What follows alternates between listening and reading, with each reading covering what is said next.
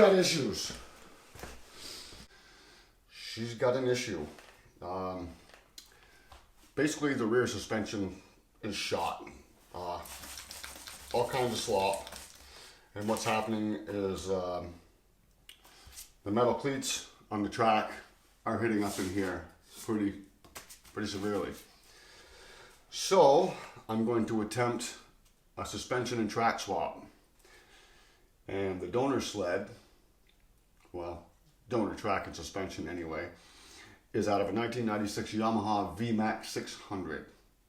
Well, that said sled is up in the woods right now. So I'm gonna have to take my Jeep up there and try to get it out.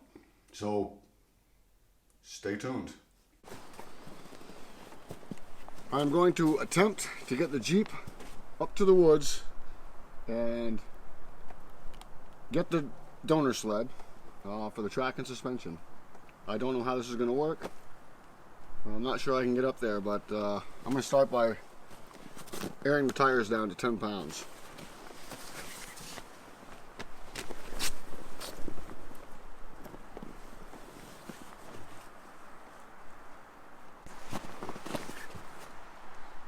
Here I go. Wish me luck.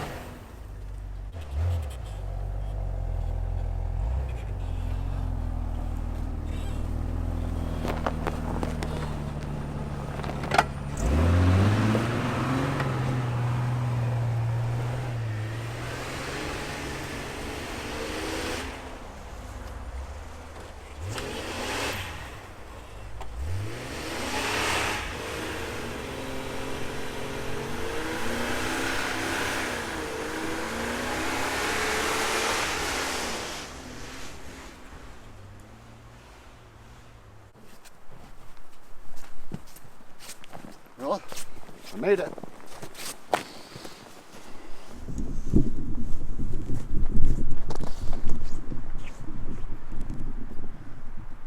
I'm now up there.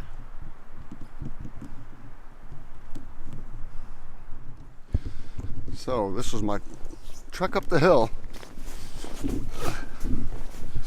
There's about 5 inches of fresh powder on, I don't know, 6 inches of crust.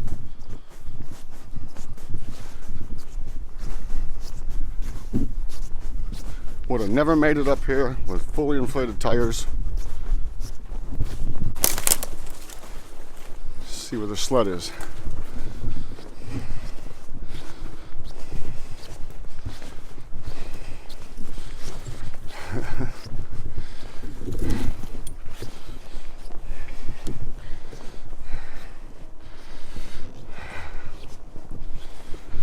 And there she is.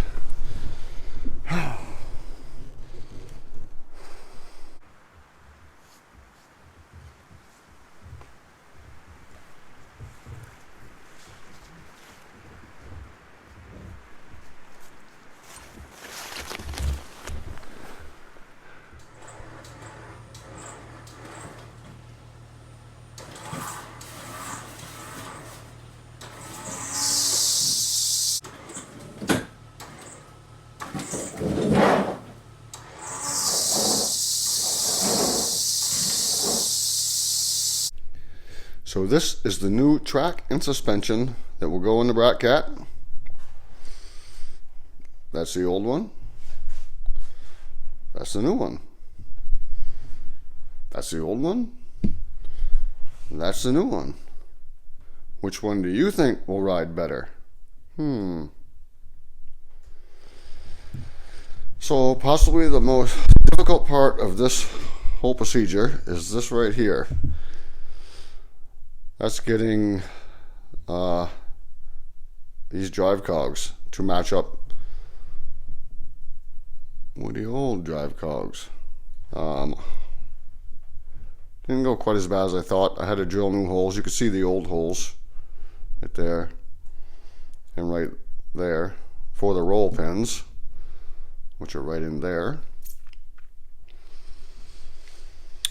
So I think it's time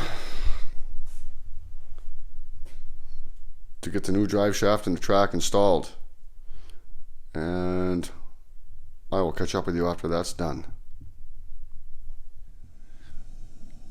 And this is what it looks like when you're trying to video and the lights go out.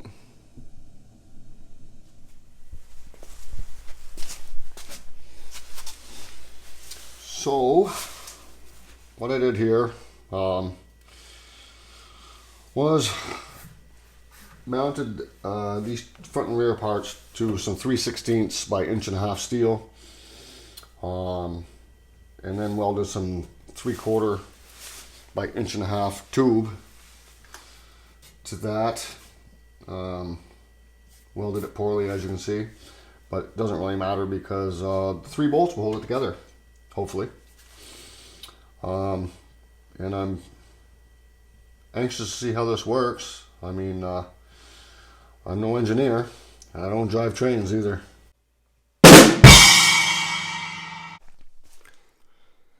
So the suspension is all in, and I'm not sure if I explained it or not, but the reason I mounted it the way I did was I had to make up 1 inch here on both sides, as this suspension was 2 inches narrower than the original. So anyway, it's all installed, and there's only one thing left to do, and that is to take it out and put it on the snow, which I will do right now.